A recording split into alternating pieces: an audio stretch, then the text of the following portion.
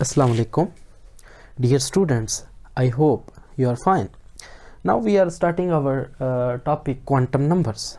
तो quantum numbers हम पढ़ते क्यों? ठीक है, इसके सिंपल से एक हमारे पास एग्जांपल से इसको हम समझ सकते हैं। जैसे अगर आपसे पूछा जाए कि आउट ऑफ सिटी में हो तो कहाँ आप रहते हो, तो आप सबसे पहले अपने सिटी बताओगे कि कहाँ पे रहते हैं। ठीक है, उसके बाद आप अपना टाउन बताओगे कि कहाँ पे रहते हैं, वो टाउन है जी, और फिर आप उसमें हाउस नंबर बताओगे। ठीक है जी, तो इस तरह आप एग्जैक्ट लोकेशन बताओगे। तो आपने देखें एकदम से नहीं बता दिया, जैसे आप किसी को बता दें लेट्स सपोज कि आई लिव इन चिचौतनी। ठीक है, तो कैसे वो आपको फाइंड आउट कर सकता है? ठीक है, वो आपको कैसे फाइंड आउट कर सकता है? जब तक उसको टाउन का नहीं पता होगा, हाउस नंबर का नहीं पता होगा, तो वो आपको फाइंड आउट नहीं कर सकता। ठीक है, तो बहरहाल क्वांटम नंबर्स हमें क्या बताते हैं? क्वांटम नंबर्स हमें इलेक्ट्रॉन की एग्जैक्ट लोकेशन के बारे में बताते हैं। ठीक है, क्या बताते हैं? एग्जैक्ट लोकेशन के, इलेक्ट्रॉन बेसिकली होता कहाँ पे है। ठीक है, तो यहाँ पे देखें इसकी डेफिनेशन लिखी हुई है, these are the sets of numerical values. ये कोई न्यूमेरिकल वैल्यूज़ हैं, उनके सेट्स हैं जो which give acceptable solutions to Schrodinger wave equation. ठीक है, फॉर हाइड्रोजन एटम। तो श्रोडिंगर वेव इक्वेशन जो यहाँ पे हमारे सिलेबस में नहीं है, हमारा हिस्सा नहीं है इसमें, तो बस इसका थोड़ा सा मैं ये बता देता हूँ कि इसने इलेक्ट्रॉन की वेव नेचर के बारे में ना इसमें काफ़ी एक्सप्लेन किया था। इलेक्ट्रॉन जो है वेव नेचर शो करता है, तो उसके लिए कैलकुलेशन की है, इसीलिए श्रोडिंगर वेव इक्वेशन इसे कहते हैं।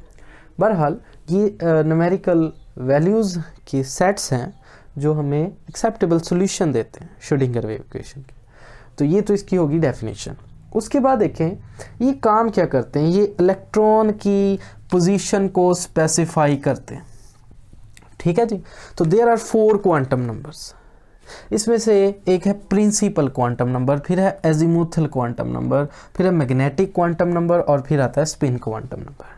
इसमें जो फर्स्ट 3 क्वांटम नंबर्स हैं ये हमें लोकेशन के बारे में बताते हैं, और लास्ट वाला क्वांटम नंबर हमें उसकी मूवमेंट के बारे में बताता है।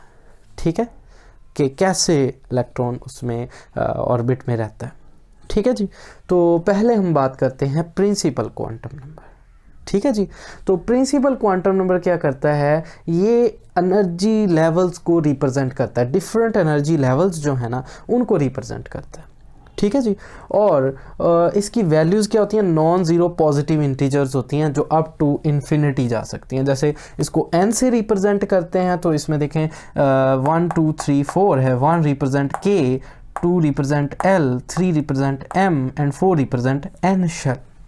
ये शेल्स या इसको हम एनर्जी लेवल्स कहते हैं, उनको रिप्रेजेंट करता है, और इसकी वैल्यू 1 से स्टार्ट होती है। ठीक है, ये आ गया। इसके अलावा इससे हमें पता क्या चलता है? ये हमें डिस्टेंस के बारे में बताता है और एनर्जी के बारे में बताता है। किसकी? इलेक्ट्रॉन की। कहाँ पे जी? वो इलेक्ट्रॉन जब न्यूक्लियस के गिर्द अराउंड करता है किसी भी शेल में, चाहे वो फर्स्ट शेल है, सेकंड शेल है या थर्ड शेल है, जिसमें भी रिवॉल्व कर रहा है, तो हमने प्रीवियस टॉपिक में कैलकुलेशन की हुई है। एनर्जी भी कैलकुलेट कर सकते हैं, अब डिस्टेंस भी कैलकुलेट कर सकते हैं कि अगर वो फर्स्ट शेल में है तो उसका डिस्टेंस कितना है, अगर और उसकी एनर्जी कितनी है उस शेल में, तो ये हम इससे कैलकुलेट कर सकते हैं। अब बात आ जाती है एक शेल में इलेक्ट्रॉन कितने होते हैं। तो एक शेल में जो इलेक्ट्रॉन होते हैं वो 2n2 फार्मूला से आप कैलकुलेट कर सकते हो।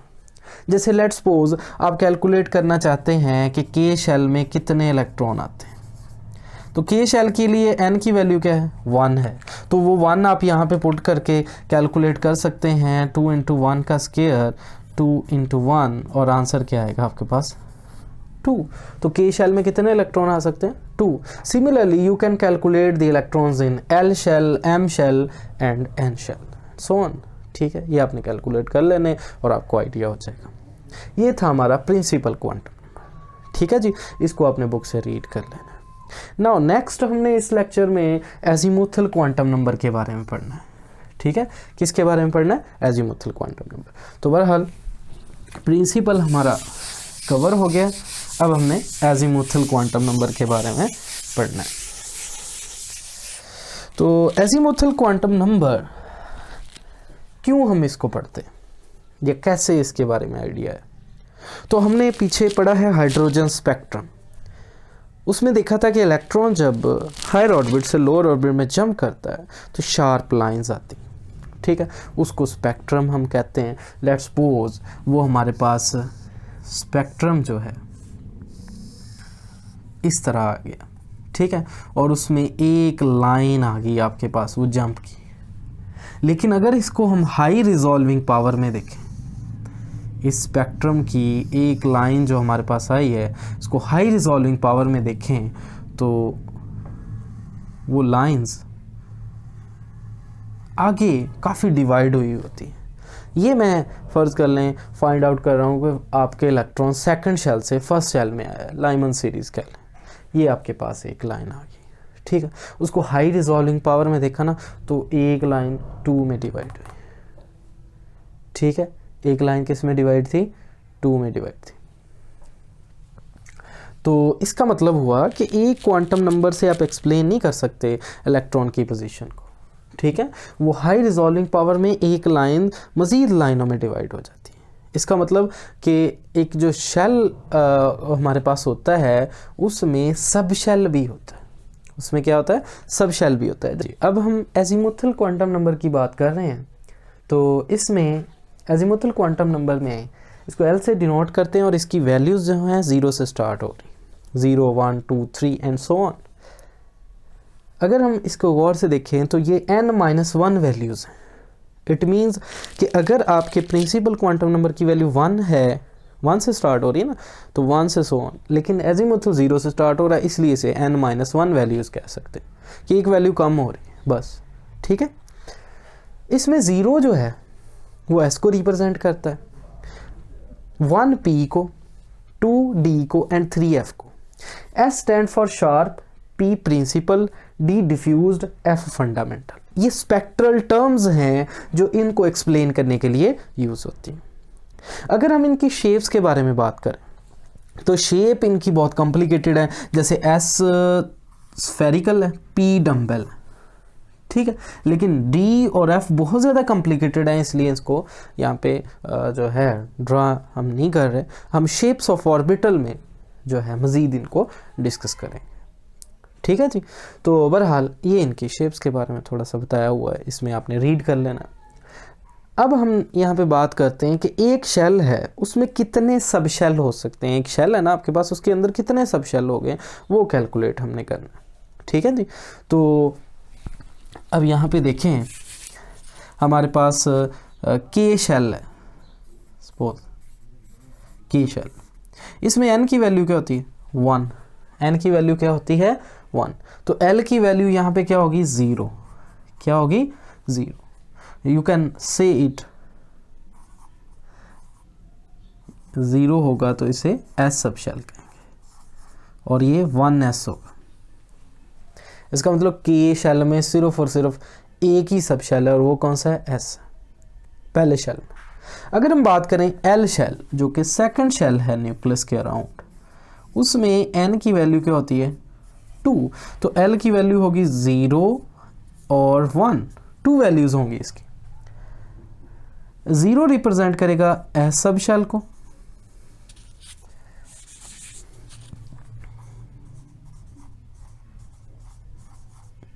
और 1 L is equal to 1 represent करेगा P सब शेल को। इसे 2S कह सकते हैं और 2P कह सकते हैं। यहाँ से हमें आइडिया हुआ कि हमारा जो L शेल है उसमें 2 सब शेल है, S भी है और P भी है। अगर हम बात करें M शेल की, तो M शेल में N की वैल्यू होती है 3, तो L की वैल्यू क्या होगी 0 1 एंड 2, ठीक है। इसको आप कह सकते हो 3S 3P एंड 3D। इसका मतलब इसमें S भी होता है, P भी होता है और D भी होता है। अगर हम बात करें M शेल के बाद N शेल की, तो इसमें n की वैल्यू 4 होगी, इसमें 0 होगा, L1 होगा, L2 होगा और L3 होगा। इसका मतलब इसमें S भी होता है, इसमें P भी होता है, इसमें D भी होता है और इसमें F भी होता है, इसको इस तरह आप लिख सकते हैं। क्लियर हुआ? ठीक है, इससे पता चल रहा है जी के शेल में सिर्फ एक ही सब शेल है, एल में 2 सब शेल हैं, एम में 3 सब शेल हैं और एन शेल में 4 सब शेल। एक शेल में कितने सब शेल हो गए ये हमें आइडिया हो गया। आगे ये जो सब शेल होते हैं ये फर्दर आगे इनके अंदर बहुत सारे ऑर्बिटल्स होते हैं, वो हम आगे मैग्नेटिक क्वांटम नंबर में हमारे नेक्स्ट लेक्चर में बात करेंगे। लास्ट बात यहाँ पे ये रहेगी कि हमने ये कैलकुलेट कर तो जैसे किया था कि शेल में कितने इलेक्ट्रॉन्स होते हैं, तो सब शेल में कितने इलेक्ट्रॉन्स होते हैं वो हम यहाँ पे कैलकुलेट करेंगे। ठीक है जी, तो वो हम करते हैं जी। क्या फार्मूला उसके लिए आएगा वो हम बात करते हैं। हाँ जी, हम कैलकुलेट करना चाहते हैं कि एस सब शेल में कितने इलेक्ट्रॉन हैं। तो एक फॉर्मूला है 2 × 2l+1। ये फार्मूला यूज़ किया जाता है इसमें इलेक्ट्रॉन्स को कैलकुलेट करने के लिए। सब शेल में इलेक्ट्रॉन्स को कैलकुलेट करने के लिए ये वाला फार्मूला यूज़ करते हैं। सपोज आप कैलकुलेट करना चाहते हो एस सब शेल में कितने इलेक्ट्रॉन आते हैं, तो एस सब शेल के लिए एल की वैल्यू क्या होती है 0। वो 0 आप यहाँ पे जब पुट करेंगे वो आंसर आपके पास 2 × 0+1, आंसर क्या बनेगा आपके पास? आंसर बनेगा 2 × 0+1 और 2 × 1, आंसर क्या आया 2। इसी तरह आप L की वैल्यू P के लिए 1 पुट कर दें, D के लिए 2 पुट कर दें और F के लिए 3, तो आप कैलकुलेट कर लेंगे कि P में आपके पास 6 आएंगे, D में आपके पास 10 आएंगे और F के 14 आएंगे। इस तरह आप कैलकुलेट कर सकते हैं कि एक सब शेल में कितने इलेक्ट्रॉन्स आ सकते हैं। ठीक है जी। लास्ट में ये मैं बताना चाहता हूँ, ये जो एजीमुथल क्वांटम नंबर है L, आपको पता है फिजिक्स में आप पढ़ेंगे एंगुलर क्वांटम नंबर होता है। क्या होता है ये? एंगुलर। इसलिए एजीमुथल क्वांटम नंबर को एंगुलर क्वांटम नंबर भी कहते हैं। इसका दूसरा नाम क्या है? इसको क्या कहते हैं? Angular quantum number. ठीक है, इसको एंगुलर क्वांटम नंबर भी कहते हैं। ले जी, ये हमारा आज का लेक्चर था। आई होप आपने इसको अच्छे से समझ लिया है। आप ठीक है, इसको अच्छे से प्रिपेयर कर लेना। अगर इससे रिलेटेड आपको कोई डाउट है, कोई प्रॉब्लम है, तो आप मुझसे जो है कांटेक्ट कर सकते हैं, कमेंट्स में नीचे बता दें। ठीक है, तो या आप मुझे व्हाट्सएप कर लें। ठीक है जी, ओके, अल्लाह हाफिज़। इंशाल्लाह नेक्स्ट वीडियो में हम नेक्स्ट लेक्चर के साथ बात करेंगे।